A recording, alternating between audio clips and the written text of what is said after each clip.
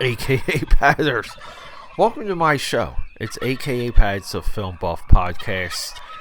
Today I want to talk to you about Fist of the North Star and why I am so thankful for this animated franchise, most specifically the animated film, the first one of this franchise, because to this day I go to it. I go to it so often, and I've been doing this for decades.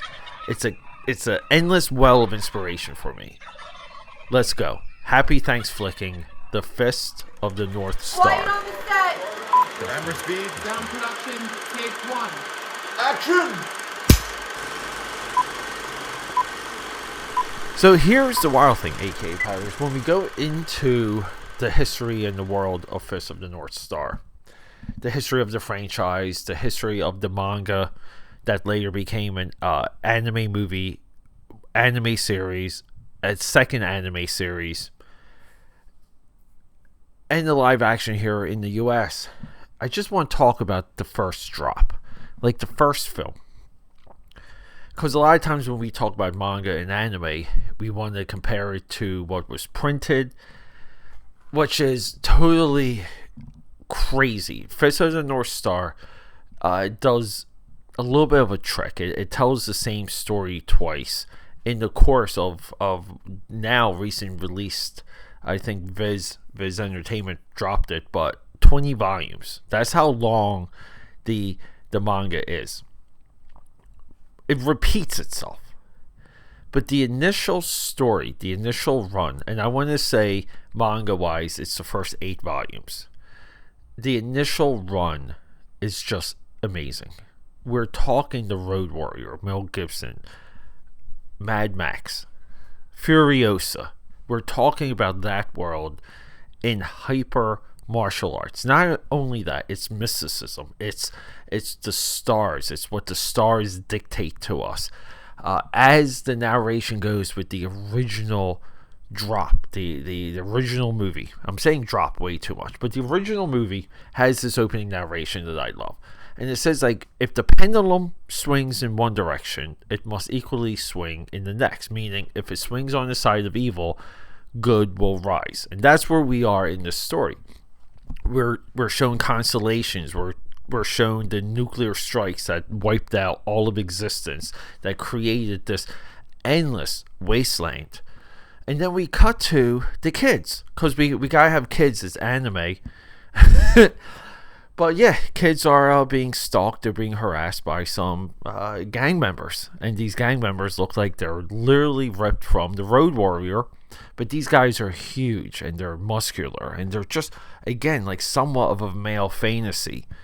And then out of nowhere, Kenshiro emerges.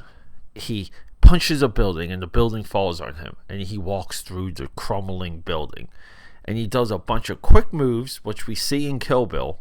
the touch of death in Kill Bill that happens at the end of volume 2.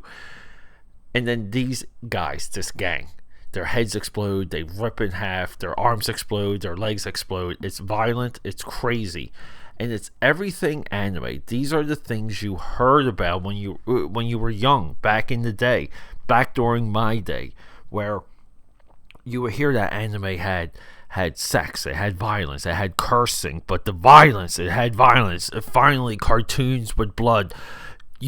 You AKA Padders out there, you don't realize how significant cartoons with blood was at this time, and here it was, Fist of the North Star, the bloodiest of all the cartoons. But the VHS release zoomed in and it went black and white. You had to get the bootleg, and holy moly, my friends, my AKA Padders, the bootleg was tough to track down because it didn't take long for other versions and other cuts to circulate within those bootlegs. You would spend money, bring it home, watch it, and it wouldn't be exactly what you paid for or what you wanted. Or one scene might be okay, but the rest of the scenes were the original US release. It's confusion.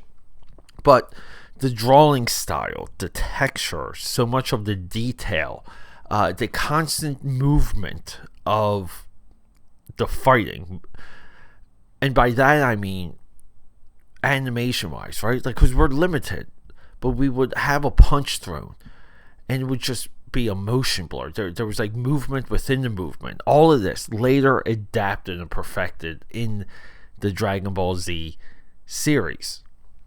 But it all started with Fist of the North Star. I co-created a comic series called The Eyes of Asia that was highly basically a mashup of Fist of the North Star and Lord of the Rings at the time. The broken apocalyptic world that I see in Fist of the North Star, I haven't seen recreated successfully ever. Which is shocking to me, because you would feel that it would come along. Something Hollywood, something else in animation, something would come along and put a shine to this, like mid-'80s animated effort. Or might have been late 80s, early 90s VHS release. And I haven't spent a lot of time learning about Fist of the North Star because that initial movie is so impactful.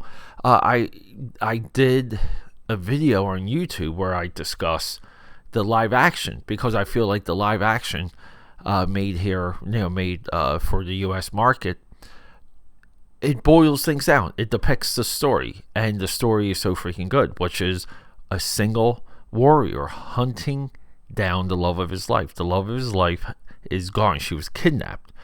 He was thrown. He was left for dead. He's coming back. This is the plot of The Crow, by the way, my AKAPADers.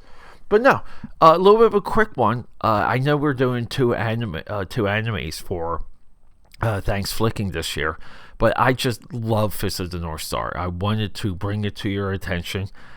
I believe you can still catch it on YouTube. There's a lot of YouTube accounts that either have a lot of the clips organized as a playlist, or they'll have the full feature.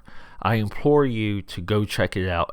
But if you have to, pay for it, because we do want to reward the people that hold the rights to make it available and keep it available. AKAPADers, go check out Fist of the North Star.